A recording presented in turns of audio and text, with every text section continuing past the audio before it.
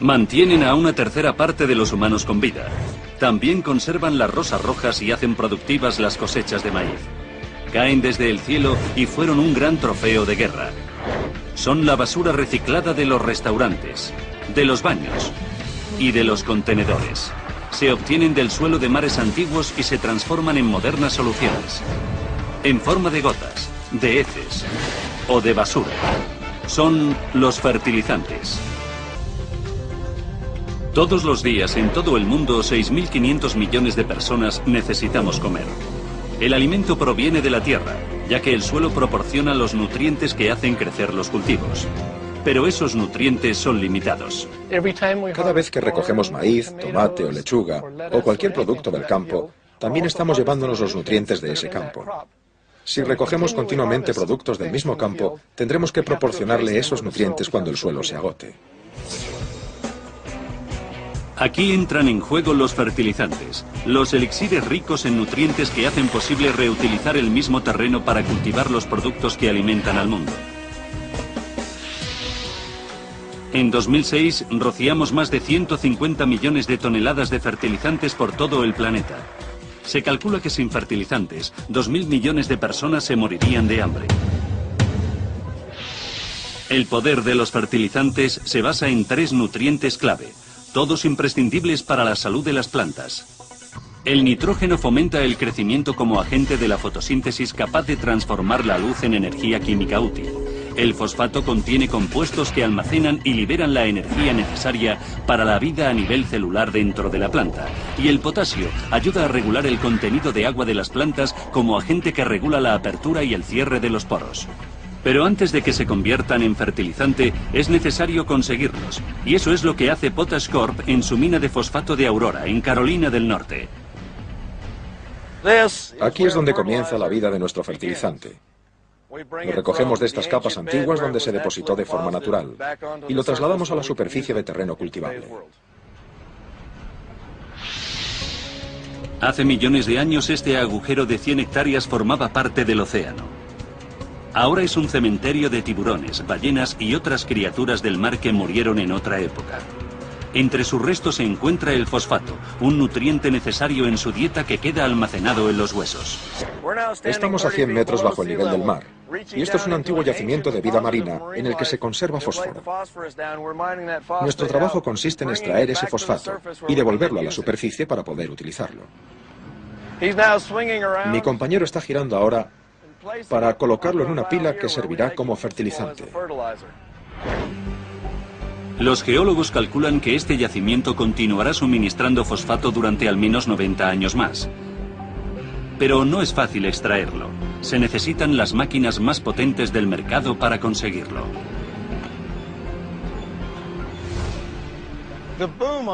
El brazo de una de estas dragas mide lo mismo que un campo de fútbol americano, casi 100 metros. La draga pesa 45.000 toneladas y está alimentada por un cable eléctrico de 8.000 caballos. Estos son los eslabones que sujetan la pala. Cada uno mide lo mismo que mi brazo, más o menos. La pala es nuestra herramienta básica para sacar el fosfato. Esta tiene el tamaño de un garaje de 2 plazas, 57 metros cúbicos, y es capaz de extraer 60 toneladas de fertilizante. Manipulada por el hombre y en funcionamiento todo el día, esta draga extrae 4 millones de toneladas de mineral de fosfato al año. Una vez que el mineral está fuera, se humedece para preparar su entrada en la cadena de producción de fertilizantes del mundo moderno. Luego utilizamos agua a presión con una fuerza de 1.700.000 pascales. Así conseguimos mezclar el agua con el mineral. Y luego bombeamos la mezcla con estas bombas por toda esta tubería hasta la fábrica. En la fábrica la mezcla entra en un laberinto de tuberías, bombas y canales diseñados para separar el fosfato de la tierra y transformarlo en fertilizante útil. El mineral de fosfato que se obtiene de la mina se bombea hasta la fábrica y se selecciona para retirar los trozos más grandes. La mezcla avanza con dificultad por esta cinta vibradora y el mineral más fino cae por las ranuras. Los trozos grandes continúan hasta el borde. El mineral más fino es el que queremos recuperar. Los trozos grandes no los procesamos y caen al final de la cinta. Una de las cosas que encontramos con más frecuencia son dientes de tiburón. Después de la vibración, el fosfato y la arena se espesan con aceite vegetal para formar una especie de batido. Así el fosfato puede adherirse a algo antes de pasar por las ruedas hidráulicas. La mezcla preparada de fosfato y arena entra ahora en estas cubetas de flotación.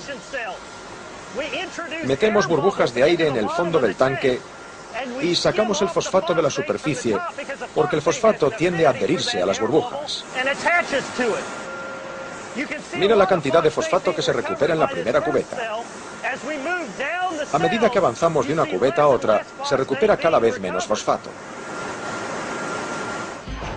El fosfato no es aún digerible por las plantas. Todavía necesita la ayuda de la ciencia. Así que es transportado a otra instalación donde se combina con ácido sulfúrico para convertirse en ácido fosfórico, la misma sustancia utilizada para eliminar el óxido y añadirle acidez a los refrescos. Dentro de este tambor giratorio, el ácido fosfórico se junta con amonio y con una dosis de fertilizante granulado ya elaborado. Una vez que se mezclan, ya está terminado el fertilizante de fosfato. Y aquí tenemos uno de nuestros productos finales, el fosfato de amonio granulado. Con los trabajos de extracción traemos el mineral de fosfato a la superficie. Y después, mediante los procesos químicos, lo convertimos en una sustancia soluble. Y conseguimos este fertilizante granulado, que sirve para alimentar al mundo entero. Pero el fosfato es solo uno de los 3 nutrientes clave que necesitan las plantas.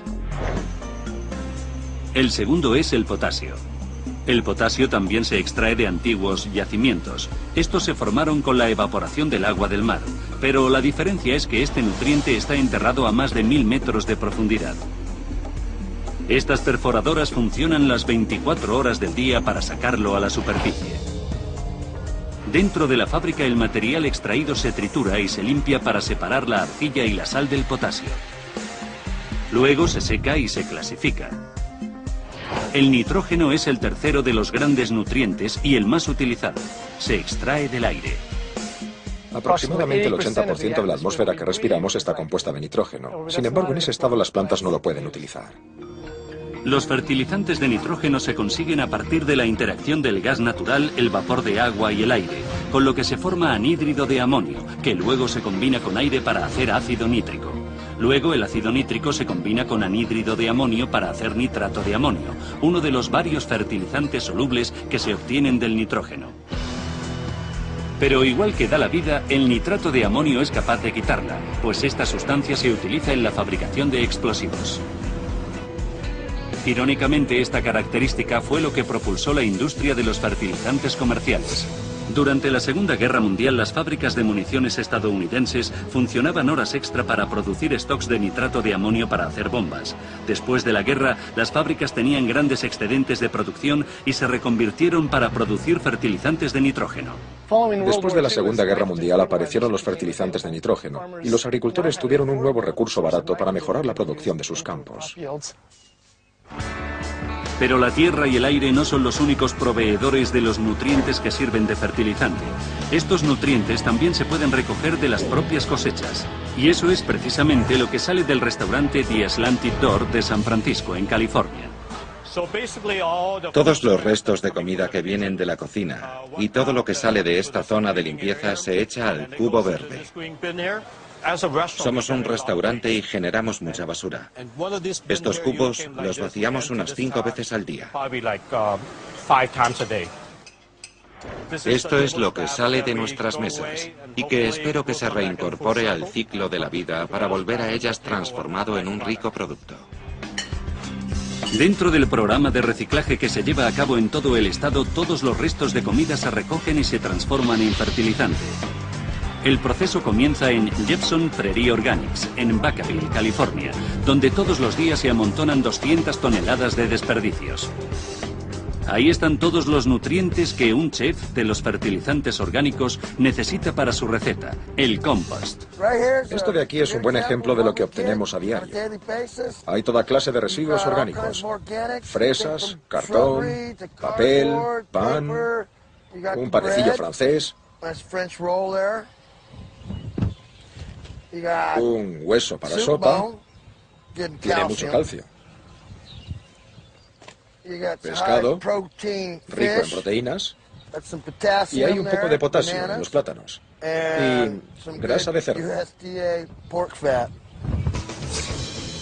Ahora que ya están todos los ingredientes, vamos a empezar. La primera tarea consiste en la clasificación para separar los restos de comida de todo lo demás que se haya tirado al contenedor de reciclaje. En la unidad de preselección, la basura entra en un cilindro de acero rotatorio lleno de agujeros de 10 centímetros que hacen que los restos más pequeños caigan a una cinta transportadora. Ahí quedan separados para ser utilizados más tarde. A continuación se separan todos los materiales inorgánicos que no cayeron por los agujeros. Lo de más calidad es lo que cae a la cinta, que luego se escoge manualmente para retirar contaminantes como los metales, el cemento o el plástico. El plástico es el mayor asesino. Las tortugas sirven para hacer compost. Todo lo que es orgánico se queda. Lo peor que nos hemos encontrado ha sido el bloque de un motor. Una vez encontramos unas pistolas. ¿Lo quiere? El sombrero de alguien. Una vez que termina la clasificación, las piezas de mayor tamaño pasan a una trituradora industrial. Luego se juntan con los restos de comida que habían quedado apartados y se forma una pila. Y se añade el ingrediente misterioso, los restos de comidas a medio terminar de los presos de una cárcel de casi 3.000 camas. Todos son restos de las comidas, de la cena, judías, arroz. De ahí sacamos a veces hasta 10 toneladas. Luego lo mezclamos con la pasta triturada y conseguimos una pasta muy diluida, que es genial para hacer el compost. Es asquerosa. Huele a cantina. Una vez introducido el ingrediente, se recoge la pasta con un par de palas y es hora de meterlo en el horno de compost. Más bien parece una máquina de hacer salchichas con un filtro de aire en su interior. Finalmente lo dejamos reposar durante 60 días y la madre naturaleza acaba la receta. Para iniciar el proceso se introduce aire en la bolsa. Eso hace que microbios diminutos entren en un estado de voracidad. Estos predadores orgánicos descomponen la materia en trozos lo suficientemente pequeños para que los digieran las plantas. La actividad también genera calor y ese calor puede matar a algunas bacterias dañinas. Cuando termina el proceso de compostaje, la idea es obtener una materia muy estable que pueda añadirse a la tierra. Generalmente estas materias estables no liberan los nutrientes demasiado rápido, pero al liberarlos lentamente le proporcionan una fuente de nutrientes a largo plazo a la planta. Una vez retirada la bolsa, la pila se airea con una volteadora, lo que reduce el tamaño de las partículas todavía más. 30 días después la materia se vuelve a tamizar por última vez. Lo que comenzó siendo una montaña de desperdicios es ahora un fertilizante orgánico que contiene nitrógeno, fosfato y potasio. El círculo se cierra en San Francisco, donde el restaurante sirve vegetales que han sido fertilizados con el compost hecho a partir de la basura generada por ellos. Un exquisito bocado orgánico de San Francisco. Pero, ¿qué prefieren los agricultores a la hora de elegir los fertilizantes? ¿Los orgánicos o los inorgánicos? Los fertilizantes químicos liberan los nutrientes rápido y con eficacia, cualidades indispensables para la supervivencia de un agricultor. Los fertilizantes orgánicos son más densos y tienden a integrarse en la tierra. Al liberar los nutrientes más lentamente, le dan al suelo una estabilidad a largo plazo. Son perfectos para los viticultores, que necesitan fortalecer sus viñas año tras año. Yo necesito un fertilizante que dé estabilidad a la tierra. Quiero ralentizar todo el proceso porque tengo muchos fertilizantes como el compost, con los que proporcionarles minerales a las raíces de las plantas a tiempo. Actualmente los agricultores tienen una gran variedad de fertilizantes orgánicos y comerciales entre los que elegir. Pero antes de que existiesen los fertilizantes modernos, tenían que buscarse sus propios recursos. Algunos se generaban en sus establos, otros había que buscarlos en el cielo.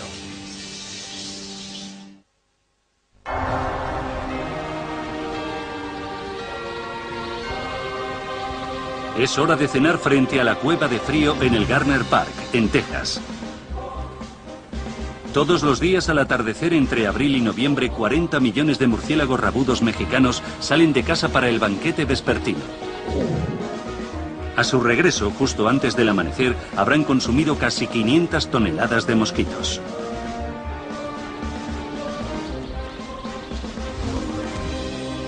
En el interior de la cueva, los murciélagos revolotean un poco y esperan a la llamada de la naturaleza. Luego manchan el suelo con uno de los excrementos más potentes de la Tierra. Un fertilizante llamado guano, una clase de estiércol. John Seeley ha venido a recogerlo. Esta cueva tiene 44 kilómetros de pasadizos explorados. Ahora vamos a pasar a la tercera sala. Girando por aquí, entramos en la sala principal, que mide aproximadamente lo mismo que 2 campos de fútbol americano. He hablado con los lugareños más viejos y me han dicho que después de bajar 60 metros, seguía habiendo guano, aquí donde estamos. La recogida del guano no ha cambiado durante siglos. Pasa directamente de los murciélagos a los cucos. ¿Por qué? Porque el guano contiene muchísimo nitrógeno, potasio y fosfato orgánicos, además de otros 13 elementos esenciales para el crecimiento de las plantas. El estiércol es producto del alimento de los animales. Estos mamíferos comen carne, comen insectos no tóxicos, libélulas y mosquitos. Sabemos a dónde van. Sabemos dónde viven. Y nada de lo que comen nos hace daño. Y no os dejéis engañar por su ligera textura esponjosa. El guano es un fertilizante orgánico soluble muy extraño. Cuando una solución de guano alcanza el suelo, sus nutrientes se activan como una nube de murciélagos en estampida. Pero el guano de los murciélagos no es el único fertilizante de valor que se encuentra en grandes cantidades. Los pájaros también proporcionan potentes bombas de guano. De hecho, son tan potentes que hasta estalló una guerra por conseguirlo. A mediados del siglo XVIII la población mundial crecía con rapidez. Sin una industria de fertilizantes químicos para satisfacer la demanda de alimento, el fertilizante orgánico era una valiosa mercancía. El guano de los pájaros era uno de los más conocidos. En 1840, a Chile, Bolivia y Perú les tocó el gordo cuando descubrieron en su costa occidental el mayor depósito de guano de pájaro del mundo. Las aves marinas pescan peces durante el día y a su regreso por la noche, los excrementos se acumulan en torno a sus nidos. Los excrementos secos pueden tener 6, 9 o 12 metros de altura de haberse acumulado a lo largo de los siglos. Y en estos ambientes de poca lluvia nunca se los lleva el agua. Aquella mina de oro podía tener varios millones de toneladas de guano, lo que podía significar casi 700 millones de euros en el mercado. La guerra por conseguir las heces no tardó en estallar. En 1879 Chile entró en guerra con Bolivia. Bolivia se alió con Perú. La guerra duró 5 años. Y cuando terminó, Chile le había arrebatado el guano a sus 2 vecinos. El mapa se redibujó.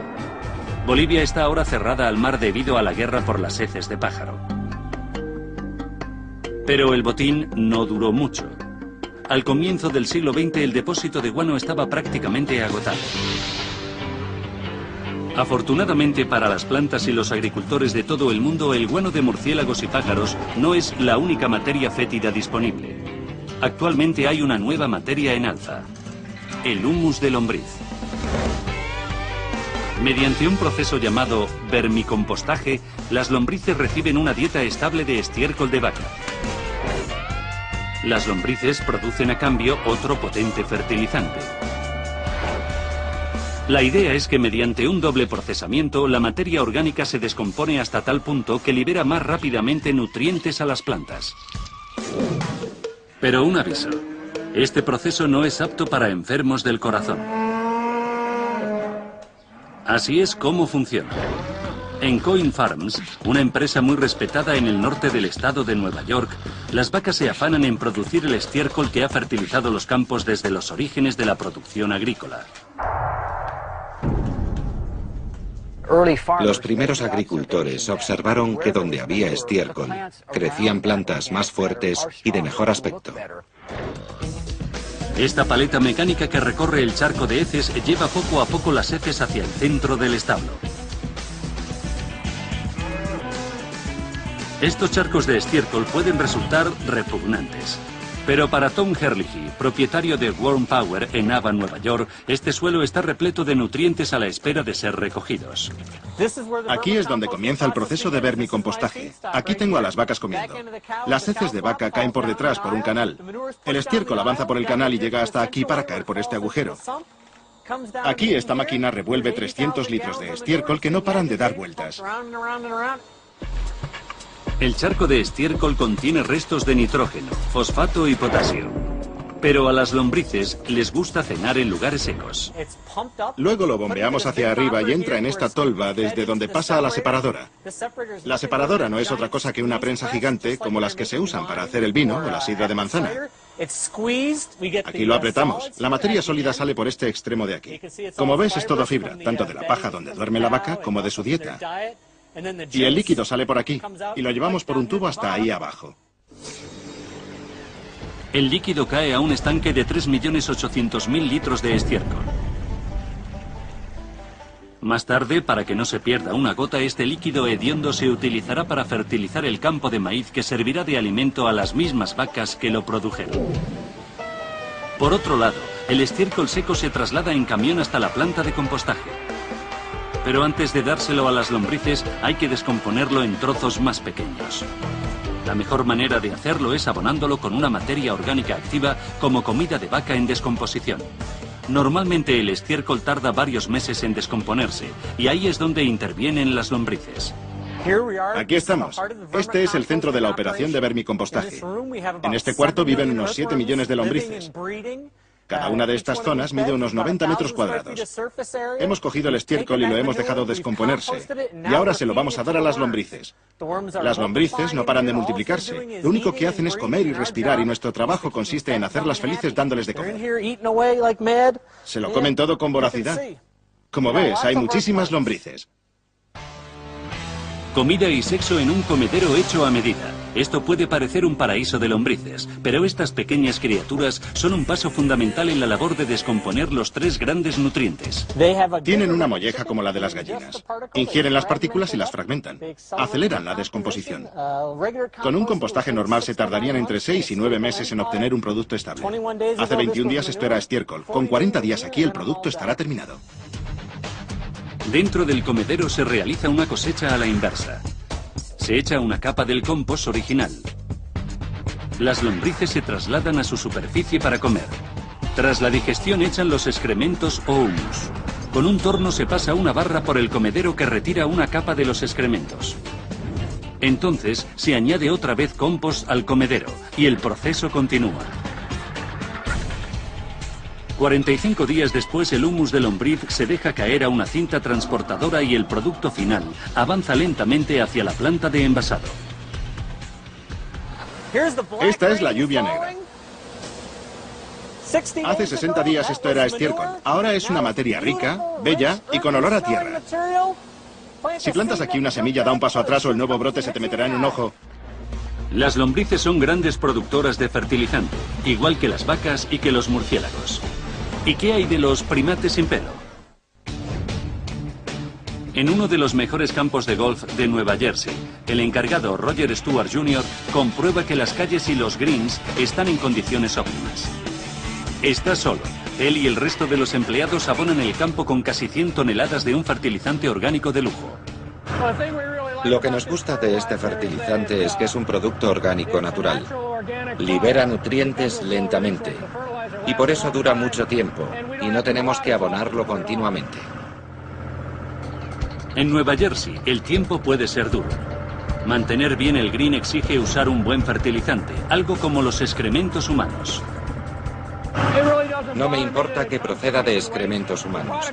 Este producto no se parece en nada a los excrementos humanos originales.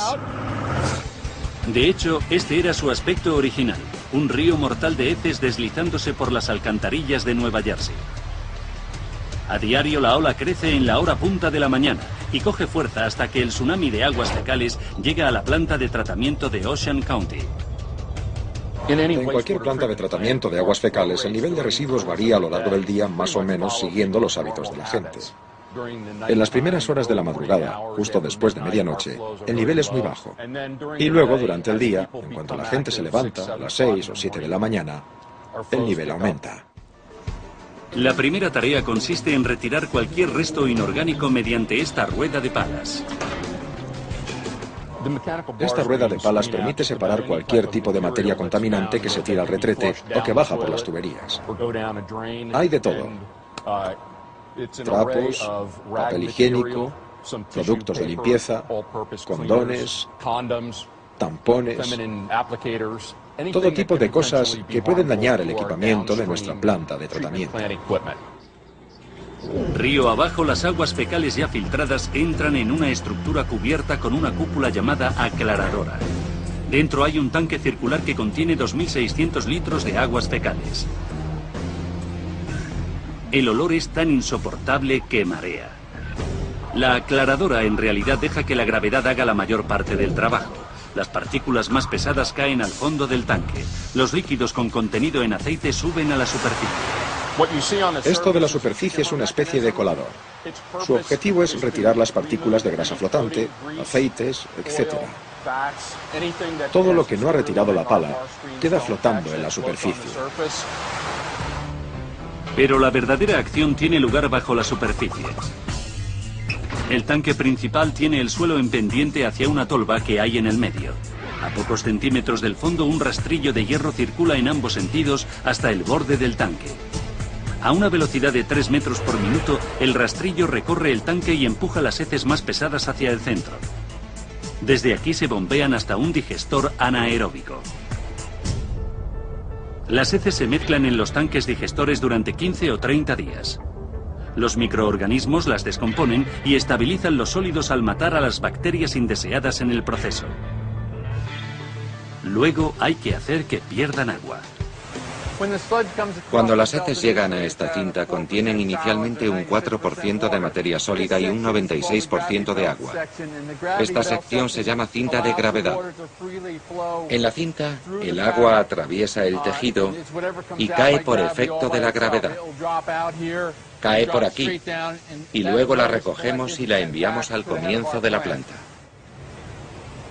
Después de que la gravedad haya hecho su trabajo, un rodillo de alta presión exprime otra tanda de agua. La materia sólida empieza a aparecer y a tener la textura de un fertilizante. En este punto el lodo ya está tratado, está prácticamente libre de bacterias.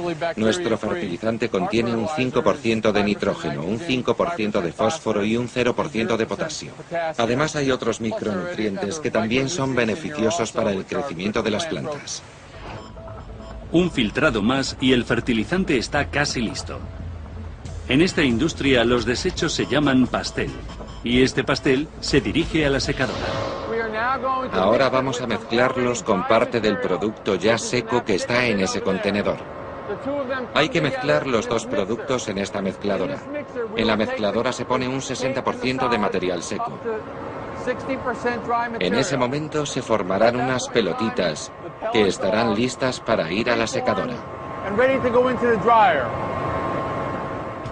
3 pasadas por una secadora a 547 grados centígrados y cualquier bacteria capaz de aguantar hasta este momento quedará fulminada. Y eso es bueno, porque las heces humanas no tratadas pueden transmitir enfermedades víricas y bacterianas como la hepatitis, el tifus y el cólera. Casi al final, el pastel pasa a una última criba y aquí está. Este es el producto final que comenzó al tirar de la cadena. Ahora es un producto de la industria de los fertilizantes que cumple con las especificaciones de esa industria. Ya antes de que existiesen estos procesos, las heces humanas eran habitualmente utilizadas como fertilizante. La única diferencia es que antiguamente el contacto era más directo. Los antiguos griegos excavaban canales que salían de la ciudad y que transportaban las heces humanas a los olivares. Actualmente el uso de las aguas fecales es más polémico.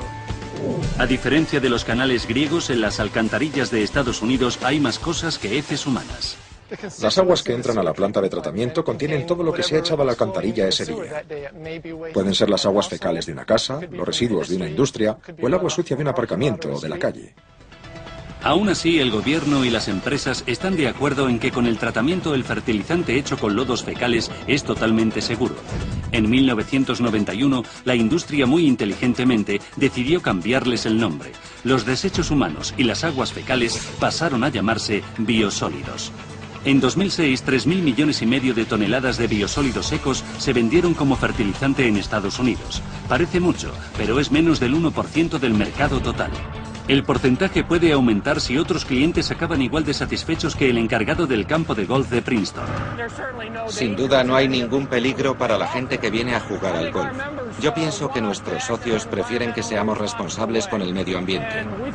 Y yo creo que estamos participando en esa causa y que obtenemos beneficios para el campo, que tiene mejor aspecto. Y a la vez contribuimos a reciclar esta clase de producto. Bola. Ya sean de origen animal, vegetal o mineral, los fertilizantes deben estar en el suelo para operar el milagro. A veces abonar puede ser una odisea que requiere la rapidez y precisión de un equipo de mecánicos de NASCAR.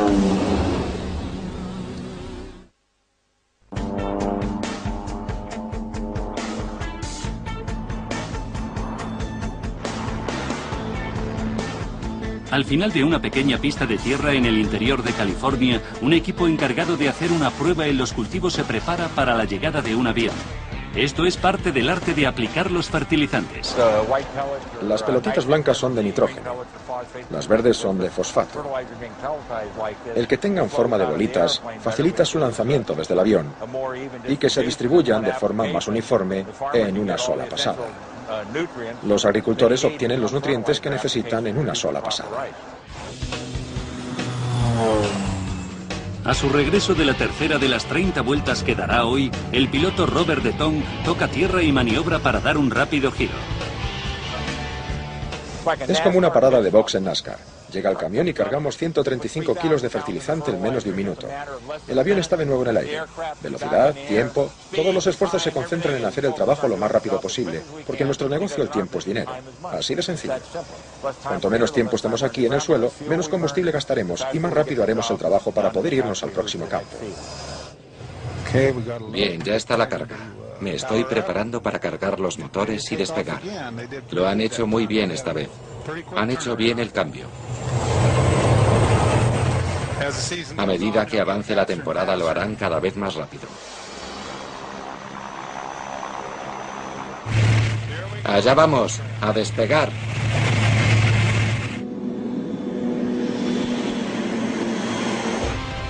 Los pilotos de aviones fumigadores siempre han tenido una personalidad temeraria. Muchos tocaron el cielo en territorio menos tranquilo durante la Segunda Guerra Mundial. Después de la guerra, cuando los pilotos se quedaron sin trabajo y el exceso de biplanos de entrenamiento estaba oxidándose en los hangares, comenzó un bombardeo aéreo sobre los campos de Estados Unidos. Pronto los pesticidas y los fertilizantes empezaron a caer del cielo. Cualquier cultivo que estuviese en campo abierto se podía beneficiar, y lo único que hacía que los pilotos se quedasen en tierra era el mal tiempo. Los pilotos fertilizan actualmente el 25% de las tierras de cultivo de Estados Unidos al año. Bueno, allá vamos. Ya estoy alineado. Me voy a echar sobre el terreno. El fertilizante está saliendo del avión. Miro afuera para comprobar que sale el fertilizante y que todo marcha bien.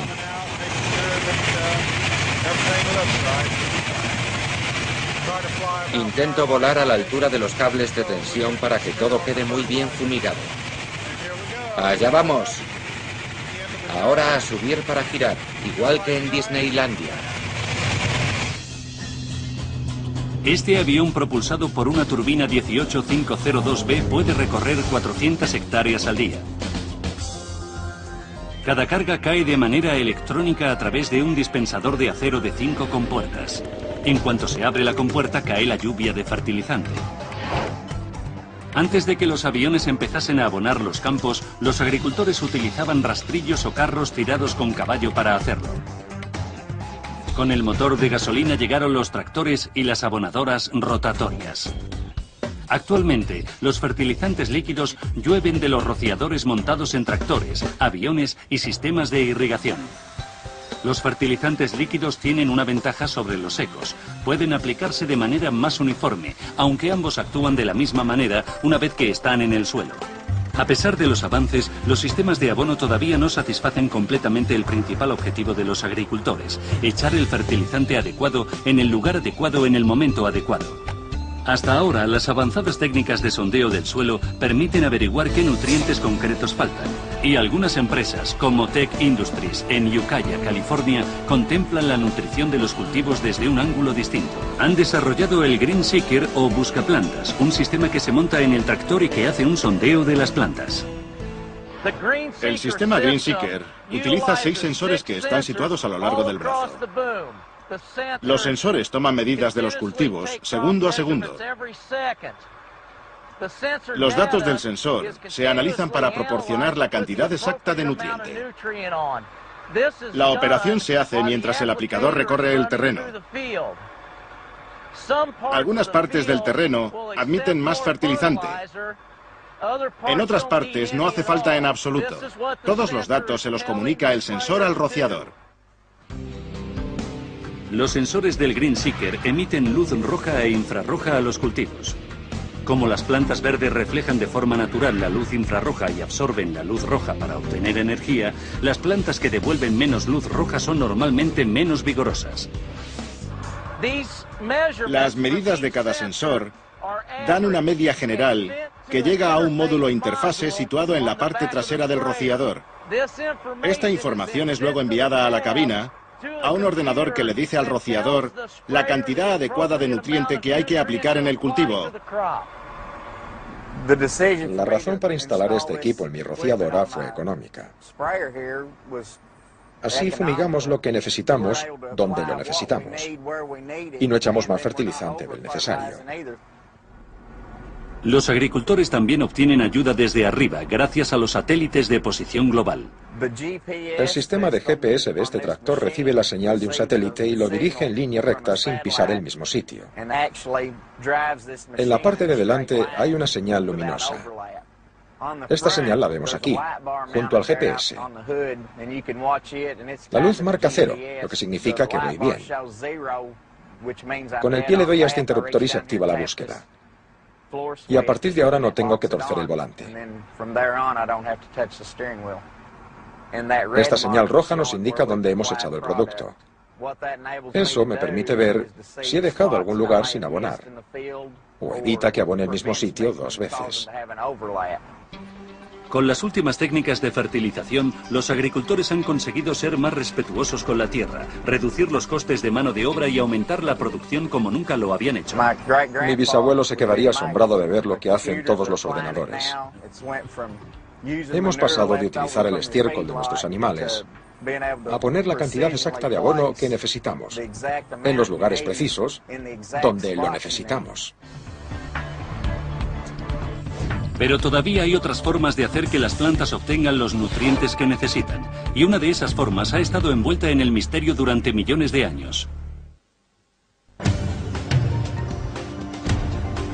Muchos expertos predicen que para el año 2030 la población del mundo habrá aumentado hasta los 8.000 millones de habitantes. Para satisfacer la demanda de comida tendrá que aumentar la producción. Y para que eso sea posible, tendremos que aportarles más nutrientes a más cultivos que nunca. El doctor Mike Amarantus busca ayuda debajo de la tierra. Sus esfuerzos se concentran en un elemento fundamental del crecimiento de las plantas, las micorrizas u hongos de la raíz.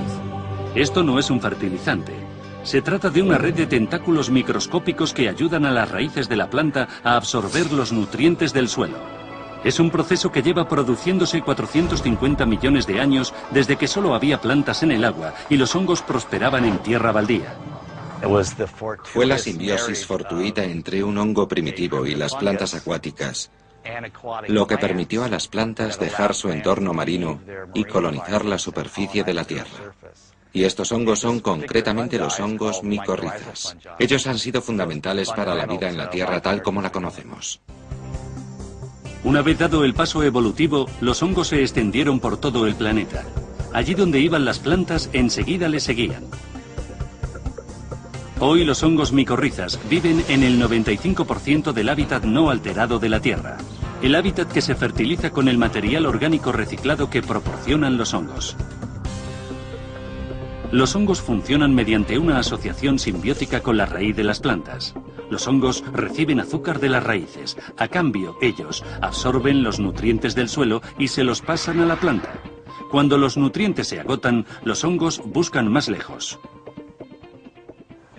Son capaces de multiplicar el sistema de raíces varios cientos o miles de veces. Así, el aprovechamiento de nuestros fertilizantes pasa de ser del 20% a ser del 90% o del 100%. En las instalaciones de Grand Pass, en Oregón, los investigadores de Mycorrhizal Applications cultivan los hongos para distribuirlos al mercado. En estas bolsas de miles de kilos que nos rodean es donde comienza el proceso. Ese proceso requiere un huésped vivo. Esta sustancia, parecida al heno, son en realidad las raíces del cultivo que se utilizó para hacer crecer las semillas de las micorrizas. Siempre recogemos algunas semillas de las micorrizas para utilizarlas para producir la siguiente generación de plantas micorrizas. Las semillas o esporas se hacen germinar en una solución de azúcar. Cuando crecen, los hongos se convierten en retorcidas redes de fibras hambrientas. Las semillas microscópicas de los hongos se mezclan después con un material arcilloso y se les da forma de gránulos. Los hongos están listos para ayudar a devolverle la vida a un terreno empobrecido. La razón por la que utilizamos hongos micorrizas es porque las plantas que cultivamos aquí están sobre terrenos que fueron urbanizables. Son terrenos agotados, no hay microorganismos ni bacterias beneficiosas en el suelo. Los hongos son una especie de póliza de seguros. Así es como empezamos a utilizarlos. Mycorrhizal Applications envía 2 millones de kilos de hongos a distintos clientes del planeta. Aunque su uso todavía está en una fase inicial, el efecto de los hongos micorrizas en la producción agrícola parece prometedora. Estudios independientes han demostrado hasta un 20% de aumento en la producción de maíz, trigo, verduras y fruta cuando los agricultores combinan los hongos con los fertilizantes. Y al igual que lo hicieron hace 460 millones de años, los hongos tienen la capacidad de transformar amplias zonas de tierra baldía en fértiles tierras de cultivo. La simbiosis perfecta para el fertilizante perfecto. A medida que nos adentramos en el siglo XXI, debemos estar agradecidos por los nutrientes del suelo que nos mantienen con vida, porque ya sean químicos u orgánicos y procedan de las minas, de la basura o de los animales, los fertilizantes hacen posible que podamos alimentar a la creciente población de nuestro planeta finito.